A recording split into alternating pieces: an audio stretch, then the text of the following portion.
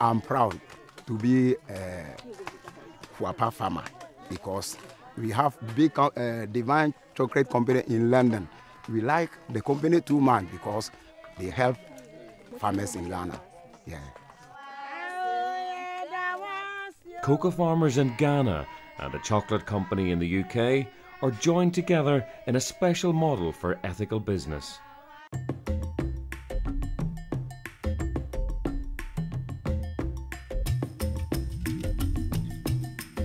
We can only achieve the mission of improving the lives of cocoa farmers by actually running a profitable company. The more chocolate that we turn over, the more cocoa we buy from them, the more they benefit from it. In this unique situation, poor farmers in Ghana can influence executives in London, which paves the way for better working relationships between Europe and Africa. The whole concept is to bring development down to the farmers in their country so that they can empower themselves economically, politically, socially, culturally.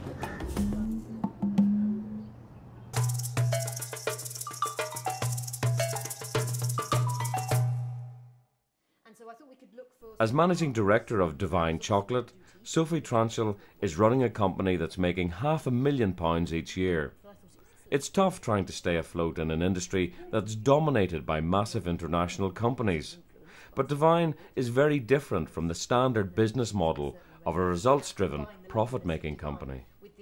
Divine Chocolate is a social enterprise. That means it's a mission-driven business.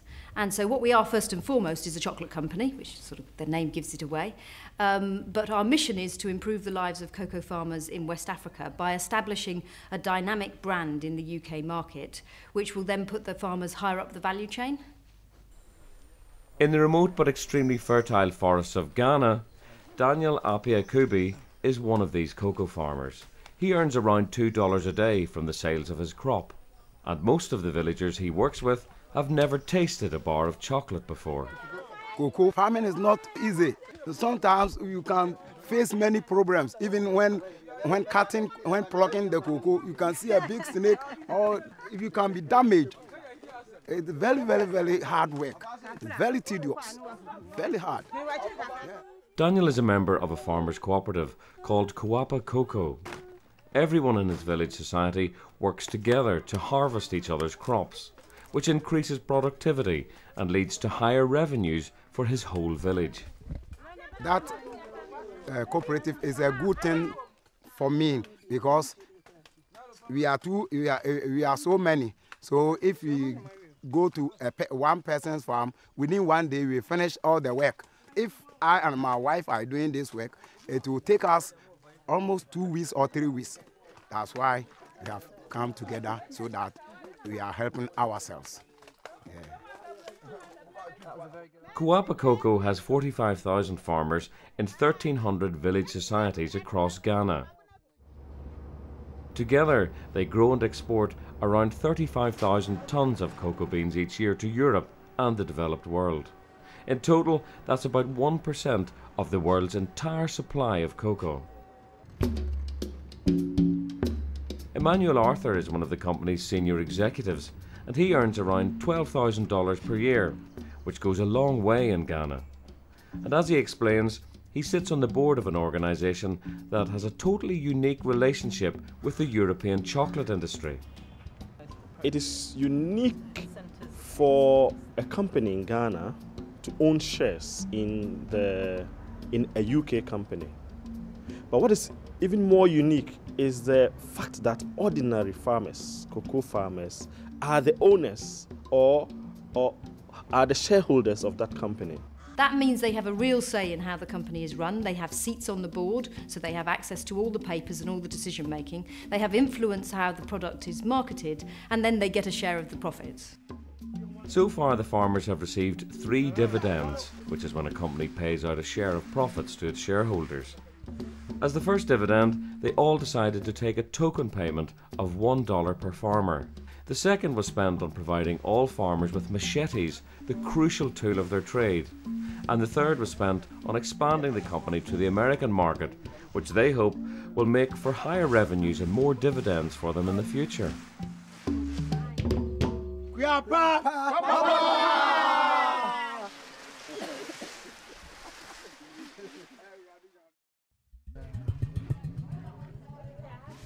Once the fresh cocoa beans have been dried on the farms, they are taken to the village recorder for quality control and weighing. Here in this village, the recorder's name is Augustine Kusi. To certify the dryness, I usually have to break it, the beans. To certify any farmer who brings his cocoa to the shell, I have to take example to see it. The cocoa is well dry. If it's not well dry, I'll ask the farmer to send back the cocoa to the house and prepare it again before he sends it to the shell.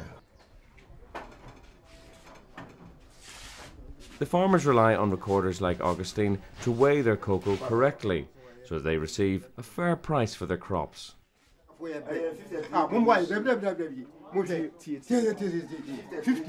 1, 2, 3, 4, 5. 5. 5. What about 54? 54. Okay. I can assure you that you have a very, very good skill, because some of the companies actually, I'm not saying we are the best, but I can say that we Kuapa skills is very good.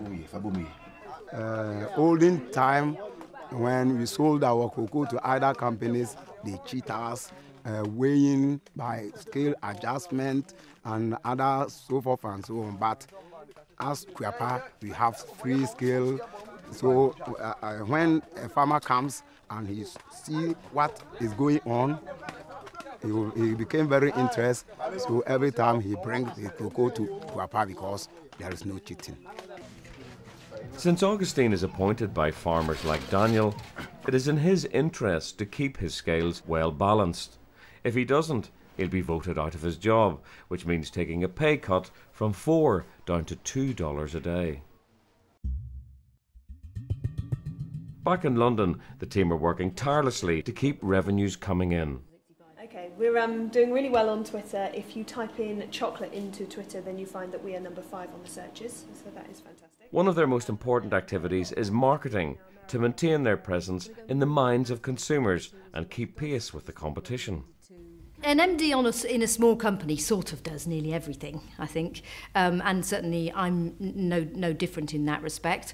You've got to make sure that your marketing works and that people have heard of the product so that they can go into the shops and buy it. You've got to make sure that the sales team work and that you're managing to optimise the sales opportunities.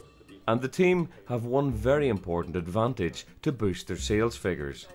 Their product carries the Fair Trade seal of approval. Where Fair Trade has had a big success with big companies in bananas and in coffee and in chocolate, they've actually not had a big success in tea. So none of the big... Many of the products that we enjoy in this country, such as tea, coffee, cocoa, fruit, cotton, are produced by farmers in the developing world, and they're not paid a great amount for what they actually do and what they produce.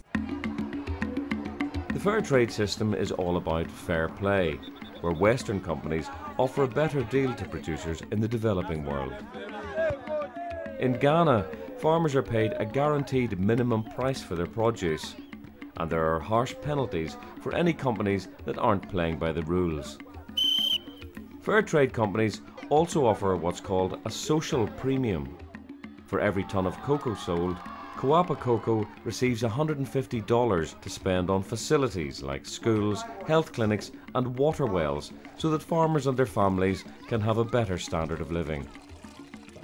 In certain countries, we've seen farmers leaving their farms in droves because they can't make enough to survive. And ultimately, if companies want to ensure that they can still source their products, then they need to invest in the communities that are producing them.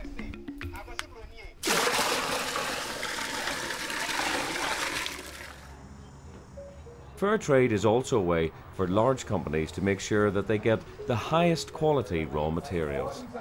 This seal shows that this cocoa has been certified by the quality control people. So after they have tested the cocoa and see that the beans are good, it's one of the best cocoa in the world. You can even chew it raw because it tastes good. More and more companies are joining the fair trade movement, And now the chocolate giants Nestle and Cadbury have announced that they're going fair trade as well. Most of you might know Cadbury because it was first established in Bourneville in Birmingham, and now we operate in 60 countries across the world, and 45,000 people work for Cadbury.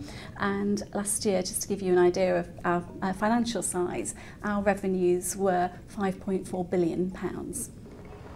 On average, we sell about 300 million bars of Cadbury Dairy Milk a year, so and they all carry the fair trade mark. So it's great news that lots of new consumers will now be able to easily buy fair trade and support the fair trade movement.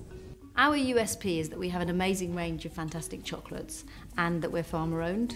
We're also fair trade.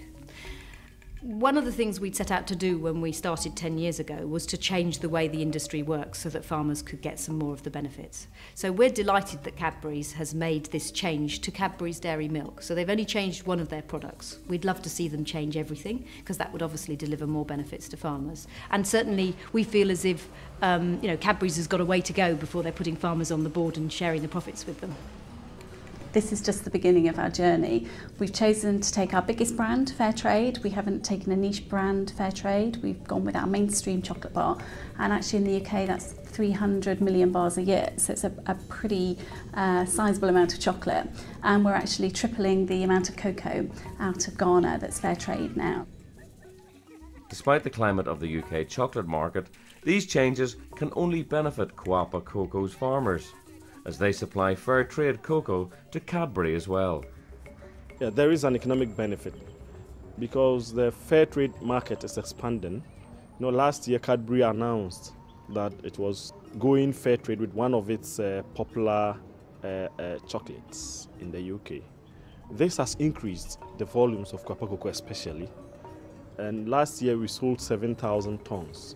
It is likely that this year we may sell more than the 7,000 tons. This economic benefit can only mean one thing for farmers: business expansion. The real profits to be made in the cocoa industry are in processing the bean by grinding and producing cocoa powder and cocoa butter.